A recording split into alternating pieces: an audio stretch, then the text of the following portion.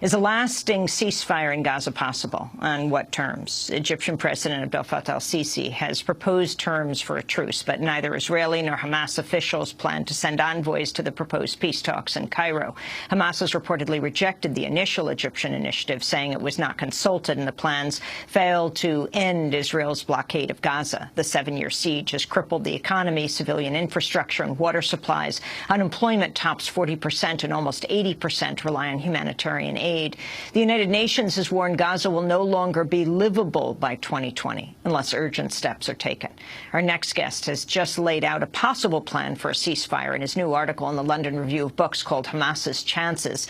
In the article, Nathan Thrall writes, quote, "The obvious solution is to let the new Palestinian government return to Gaza and reconstruct it. Israel can claim it's weakening Hamas by strengthening its enemies. Hamas can claim it won the recognition of the new government and a significant lifting of the blockade." For more, stay in Jerusalem, where we're joined by Nathan Thrall, senior analyst at the International Crisis Group, covering Gaza, Israel, Jordan, and the West Bank. Nathan, welcome back to Democracy Now! Why don't you lay out your plan?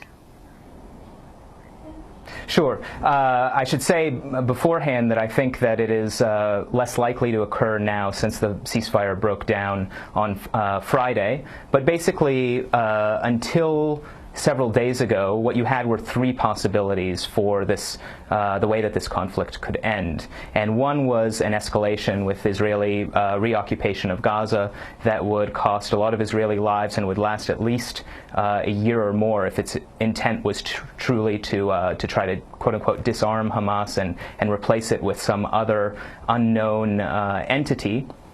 The second option was a negotiated agreement, and the third was a unilateral Israeli withdrawal and a hope that that would result in some kind of a ceasefire that would not be a negotiated agreement, and then afterward Israel would decide what it would or wouldn't do for Gaza on its own terms. And I think that that third option is now the most likely one, in part because of Hamas's performance on the ground. They've actually inflicted a lot more damage on Israel than anyone had expected.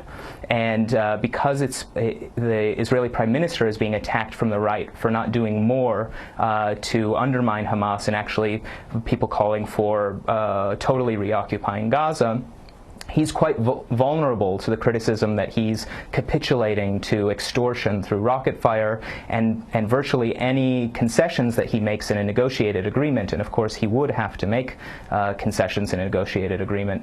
He'd be vulnerable to a great deal of attack. So I think that his preferred route at this point is a unilateral withdrawal, and to hope that then the rocket fire slowly subsides, and then he can try and make some changes toward Gaza afterward in order to minimize the likelihood of a new eruption. But of course, a new eruption would be inevitable if that's how this ends.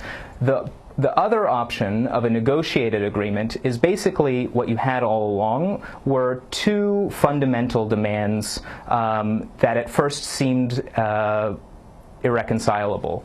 The first was the Israeli demand that in order to lift the blockade, Hamas would have to demilitarize or be demilitarized. The second was the Hamas demand that in exchange for a ceasefire, the blockade would be lifted. And the task of the mediators was to try to essentially square this circle.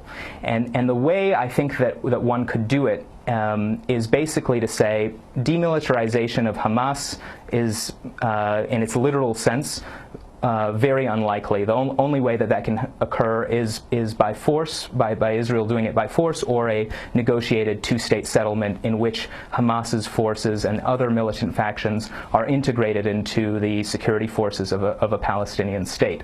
So the latter is not on the table right now, but it is theoretically another way out of this crisis.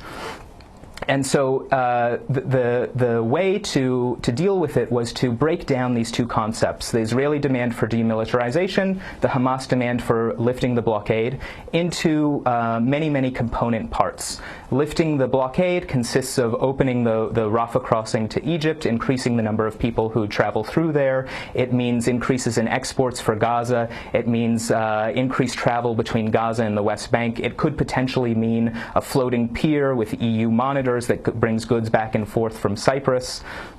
So that there are a number of ways in which one can conceptualize lifting the blockade in concrete terms.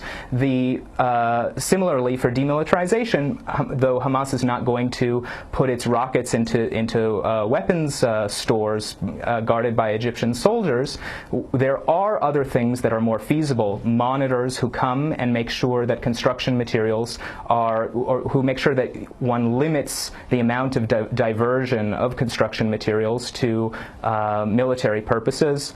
One can have monitors who are in Gaza enforcing, on both sides, enforcing the ceasefire and making sure that it is in fact being observed. One can have anti-smuggling efforts done primarily on the Egypt-Gaza border. So there's also a distinction between the quote-unquote offensive tunnels, where Hamas has tunnels that go into Israeli territory, and what Hamas considers defensive tunnels, which are the ones that are underneath Gaza itself.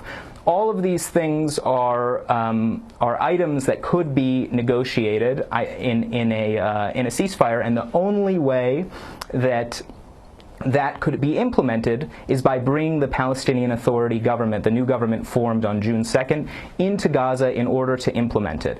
And all parties concerned understand that the Palestinian Authority government is the only mechanism. That's because Egypt is unwilling to have any real dealings with Hamas. And so they demand that the soldiers who man the border with Egypt and who operate at the crossing, that they be Palestinian Authority soldiers. Israel similarly demands that they deal with with the Palestinian Authority at the crossings, and finally, Hamas agrees. They understand that after Sisi came to power in Egypt, the president who came to power in July 2013, that there is basically no possibility for them to govern Gaza themselves. And so they have acquiesced in this already months before this conflict began, and are prepared to have the Palestinian Authority come back.